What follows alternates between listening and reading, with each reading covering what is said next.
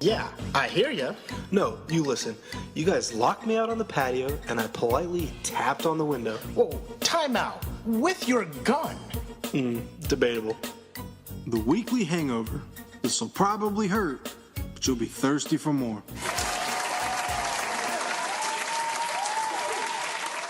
You guys got a real quick episode for y'all. This one, I would say, is extra special. It's extra quick, but it's with one of my really good friends. It's one of those guys that you have in your life that is loyal to the core. Extremely reliable, overall good dude. If you don't know what he looks like, he has a small resemblance to Fidel Castro. I love you, man, but it is what it is, especially with that green hat. All jokes aside, everyone, sit back and listen. I hope you enjoy. Ladies and gentlemen, it is an absolute pleasure. I'm bringing in one of my good friends. He's been with me for a couple years now. We worked at a camp together. I trained with him briefly at our school at Liberty. He's a jiu-jitsu coach. He's a practitioner. He's a competitor. He's a writer. He's an incredible guy. Jeremy Angione, say what's up, man. Hey, what's up, guys? I think that's the best introduction I'll probably get in my life, so I appreciate that. Hopefully you can speak at my funeral. Who knows when that'll be. But yeah, it's good to be here. I've been listening to a bunch of episodes, and I was just chomping at the bit to get on, so yeah. Dude, I'm pretty excited. I know when you and I talked about this, like a month and a half ago, I've been excited, but I just, had to wait for the perfect time to get you on, man. Yeah, get the people excited, I understand. That's what I'm talking about, dude. So how are you, man? How have you been? I've been pretty good. Just same old, just working and training as much as I can, I suppose. Work at the school that we both went to, Liberty University. I just work in the admissions department. And today, actually, I'm going to be... Because if you work for a certain amount of time with them, you get what's called continuing education. So you can basically go to school for free up to a certain amount of credit hours. And me and a buddy are going to be signing up for our master's courses. Dude, that's incredible, man. What are you going to go for your master's for? I'm going to just continue on my track and do, I was journalism in my undergrad, so I'm going to do professional writing. And I've made this weird, mission that I'm not going to tell, my family that I'm doing this. So I'm just going to go through my program and then, a week before graduation, we're like, hey, so I'm graduating, so you better clear your schedule. Go ahead and show up tomorrow because we need you. Yeah, that's my style. That's awesome, man. How's your week been? Anything crazy happen this week? I'm not sure that anything happens to me that's crazy in general, but no, nothing that I can think of. I'm just a homebody, and I take care of my dog, and I train soon. That's pretty much the long and short of it. Dude, how's jiu-jitsu been? How have you still training? Where are you training at? It's pretty good. I've finally put the money down. My big boy now. This past summer in May, I joined the gym that I've kind of been courting in my town in Lynchburg here. It's called Renaissance Academy of Martial Arts, or RAM for short. It's a Pedro Sauer school. So I've been training there. There's a lot of really good guys there. So it's been really cool to be kind of a student again, because like you mentioned before, I was the president of Liberty University Jiu-Jitsu Club while I was there, and that was awesome. And I started doing that when I was a blue belt. But I didn't really get the ability to be a student as much. And not to say that I didn't learn things here and there. I learned how to kind of be a leader and be a teacher in a sense. That also provides you with a lot of new roadblocks. So it's kind of good to be a student again and really get poured into. That's awesome, man. What is your current ranking, or what's your current belt right now? You said you were a blue belt. What's your current belt and what's your stripe? Where are you at? Right now, I am a 2-stripe purple belt. But yeah, hopefully I'd like to change that soon. You get to be at a point where you're, and at the end of the day, the belt thing is to a certain extent, it's cosmetic. Obviously it is a representation of your skill level. Mm-hmm. But, sometimes, when you put that, to the side and, maybe you're not worried about it too much, the color necessarily, you get to a point where you're saying, oh, well, I feel like I'm doing really well. I feel like I could either pop another stripe on there or move forward in my bit.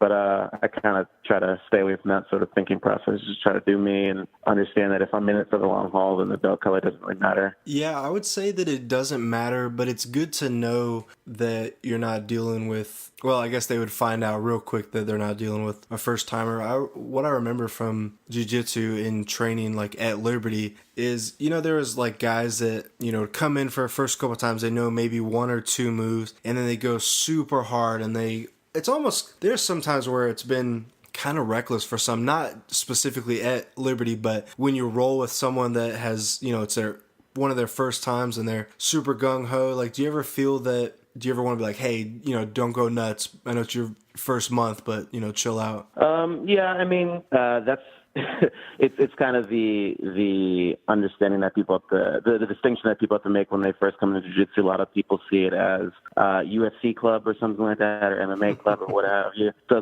with that, there comes this, and just I would say uniquely with grappling in general, I would say even more so than maybe a striking martial art like boxing or something like that. I think with grappling specifically, you get that when you're really just like, for lack of a better word, when you're that intimate and close with somebody, really getting in their face and really having your hands on them. There's that kind of like carnal instinct to dominate.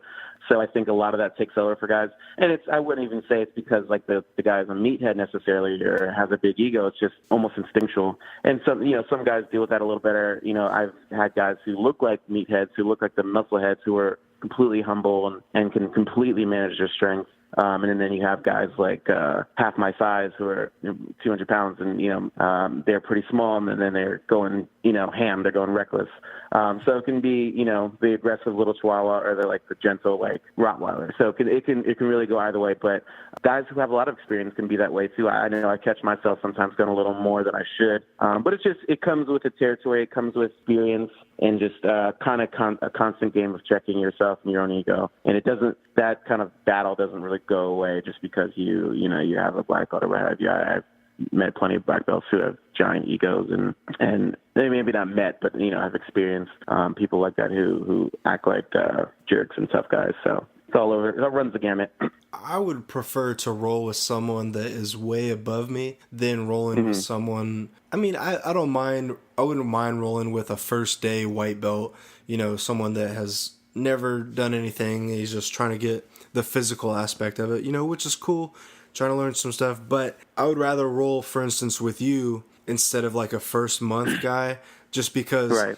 If you have me in a submission, you're not going to break my arm until, like, you're going to let me know that, I'm doing something wrong or I'm about to get put out. But, there's definitely a difference of, like, trying to hurt someone and then, like, actually putting in a submission and just, let them know, hey, it's time for you to tap out right now. Right. I think both are good because I think you actually need both because as a newer guy, I think you do need to go with people your level. And also I would say you need to go with people who are going to kind of kick your butt, not necessarily be crazy aggressive, but those people who are going to show you the context of what jiu-jitsu when properly applied looks like.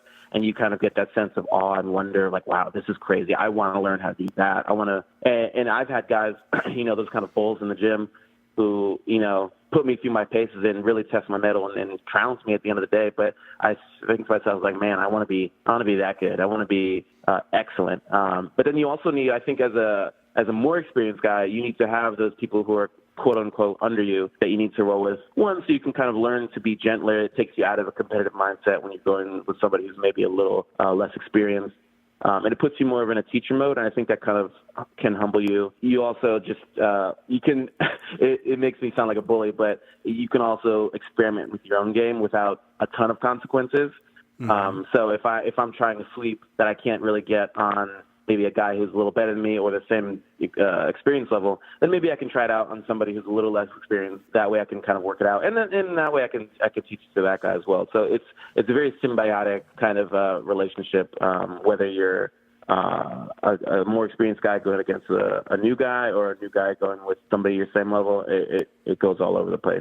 But I definitely get what you mean by newer, not wanting to roll with newer guys sometimes, because sometimes even if they're, not trained, I'll find myself covering my face up because I feel like I'm constantly going to get punched in the face. Yeah, I definitely know what you mean. And whenever I roll with someone new, or whenever in the past when I've rolled with someone new, I always ask them, like, right before I give them a pound, like, to initiate, like, when we're going to begin, I always, like, say, hey, like, how long you've been rolling for? And they're like, oh, a month or a couple months. Like, I'm usually, okay, all right, well, it's kind of plan myself for what's going to come, just right. It's definitely good with rolling with someone like you that knows, like, that has I would say a wealth of experience. I know you're not going to say, you're not going to toot your own horn, but I would say that you have a wealth of experience, training and competing. And now you're going back to training again, which I think is incredible. But real quick, do you remember that one time in jiu-jitsu when I tried that flying armbar when we were trying to... I sure do. And actually, you'd mentioned, I think, that story with, I think, Kevin, where you were doing it on your hall. And that's before I came to live with you guys on the hall. And I think it was a similar outcome. You did it in training. And we were just asking, what we did was we made it an open forum. I think we usually did that when I didn't prepare a curriculum and I didn't have anything prepared to teach. So I was like, just to cover my own tracks, said, show me what you guys have learned. And we had a couple of people show some things. And then you were like, with Jordan, our good buddy Jordan, who is basically Superman. Clark Kent is, if you guys saw him, you would completely agree that's what Superman looks like. And who's really tall, and, you're not as tall, to put it like that. And you went to go doing this flying armbar. And when you did it, we weren't really friends at this point. What? So I was like, oh, we weren't, I promise you. The road to our friendship was a long one. Listen, real quick. All that aside. I'm sure you could say we weren't friends, or we were just friends, but we weren't at the level of friends we were at. We knew each other. We conversed with each other. We laughed. I think we knew, yeah. So right. definite friends. Yeah, we were best pals. So you went to go do this flying armbar, and as soon as you said flying armbar, I was like, oh, geez, oh man, I don't even do that. Like, I'm a big guy. I know my my limits and all that. And you went to go do it, and then the rest is history. Let's put it in nicely, dude. So I told Jordan, I was like, flex your arm, like I'm gonna, like I was pretty much trying to get him to go with me, and like pretty much he like let his arm go, and I got slumped to the ground. It hurt so bad. I remember it was a hearty laugh for me, but I tried to hide that. It was a good time. Actually, Kevin, who has been a frequent co-host of yours, frequent guest of yours, is also one of the first guys I actually met in Liberty Jiu-Jitsu. He started coming, and that's how I kind of got introduced to your kind of posse. I knew them before I knew you. Then I think I kind of heard whispers of you. And Kevin came and competed with us in a couple tournaments, and he's actually had quite a bit of jiu-jitsu experience, and mostly with us. And then he became a wrestling coach, and I think I've rolled with him since then. And he's actually become quite the adept wrestler, which is exciting because I think his background is mostly street brawling, and he's told us some fun stories, and I'm sure you've experienced some of those. But it's kind of cool to see him be a little more refined in a lot of ways. Dude, real quick before I got two things before I'm gonna let you go. What's the favorite memory you got of us, you and I? Favorite memory? Oh man, jeez. Oh man, you're really springing that one on me. That's a good one. Mm-hmm. Favorite memory? I feel like I don't know that I've hit you. I know you've hit me before. Okay, this is pretty fun. I mean, it's not fun. It's actually super dark, but to me it was funny. Well, we both worked at a summer camp. I think this is when we actually started becoming friends. I think the second year in that you were working, you had I don't even know. Oh, yeah, I remember. We were doing jiu-jitsu, or just we were at the camp in this carpeted area called the Ponderosa. We were just fooling around, rolling around, doing takedowns and stuff like that, just being dumb. And you had, gotten really, really bad rug burn. I was fine. I don't know how you managed to get rug burn that bad. But it was we were on the rug. That's how it went. Yeah, it was across your elbow or something like that, and so that was pretty much the end of it for a couple of weeks, and it formed a pretty gnarly scab, and then then it's almost like a sitcom, flash forward, then you're in the hospital because what I heard is that you had the scab. One of your campers, who actually ended up being my camper a couple of years later when he was a teenager, ripped your scab off while you guys were play fighting, and these little children with their nasty fingernails, you got an infection, and you, I remember calling you in the hospital or something like that, and you were very, kind of grim and serious, and I was like, hey, I didn't really know the extent of it all. I thought it was just maybe kind of an in and out thing, and you said, yeah, they're probably going to have to cut my arm off. And it was kind of jarring for me because I was like, all right, I know Dan's kind of a never, doesn't take too much seriously kind of guy. So I was like, haha.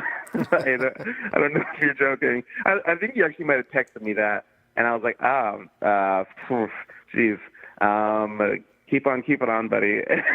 And so you just told me that you're probably going to get your arm amputated because this infection is so severe. Like, he was in the hospital, guys, like for I want to say like a week at least.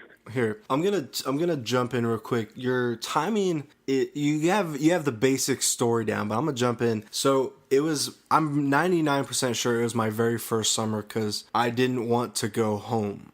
Like, I thought I was going to get sent home. So, anyways, I had this scab on my elbow, and we were playing Ultimate Frisbee. And actually, I still keep in contact with Ben. Him and I, every time we talk, where I was like, oh, yeah, remember that time you put me in the hospital? Blah, blah, blah, stuff like that.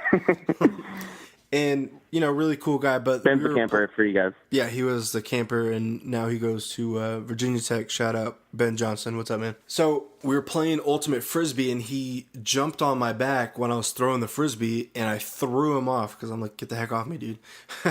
And he ripped off a scab on accident. Didn't do it on purpose. And, it hurt, whatever. And then that night it got infected, and then a couple days later, I went to the hospital, and then they're like, oh, yeah, it'll get better. Take this. It didn't get better. And then I went back to the hospital for 4 days, and it was awful. My whole arm was purple. It was awful. Ugh. Yeah. So I would say that's a pretty solid memory, dude. I'll take that to the bank anytime. Yeah. You have quite a wealth of these out there stories, so I commend you on that. Well, that's why I wrote the book, man. I don't think you read it. Hey, I skimmed it. Good. That's a good start. I'm with you, man. All right, dude. Last question for you. I'm gonna let you go. But what is one thing you want to say to the listeners, man? I guess if I'm going to be real basic about it, go out there and try jiu-jitsu, Brazilian jiu-jitsu or judo or wrestling, or any kind of grappling martial art, or any martial art in general. Maybe boxing. Something practical. I'm not going to sit here and play with the politics of what's practical and what's not, blah, blah, blah. But try jiu-jitsu. It's great for anybody. I still am a little overweight, but I was more overweight when I was in high school, and I did nothing. It's completely just this blub. Didn't do anything with my life. And I tried jiu-jitsu, fell in love with it, lost like 40 pounds doing it, gained a wealth of confidence. Maybe not a wealth. Gained a bit of confidence, gained a lot of lifetime friendships, some leadership qualities, and just a great passion. So I would definitely give it at least a try. I think it's one of the most accessible martial arts out there for anybody to pick up, women, children, nerds, whatever. But yeah, give it a try. Follow me on Instagram. Just going to put my plug in there, sneak that in. You can see some tournament videos and some poor quality content. I do my best, but, we all try. It's at Jitsy Germ. JITSYJERM. Follow me there. And I don't know. Yeah, try jiu-jitsu. That's awesome, man. I'm glad you finally got on the show with me. I finally reached out to you. But, dude, I appreciate it, man. It's been a good time having you. You've been a pretty good friend. I would say that we're better in person. We have some good stories. Yeah. We always have good laugh. You and I take the best photos. It sounds kind of weird to say, actually, but you're very right about that. For some reason, I don't know, when we have photos, whether they're candid or not, we both end up looking really good in them. I don't know. You should make that the thumbnail or something like that. This episode, just a really good photo. Oh, absolutely. I will definitely put that on YouTube. By the way, if you want to go ahead and check us out on YouTube, iTunes, Google Play, and Player FM. But dude, thanks, man, for stopping in. I'll talk to you soon, buddy. Yeah, have me back. I'll see you later. All right, see you, buddy. Bye.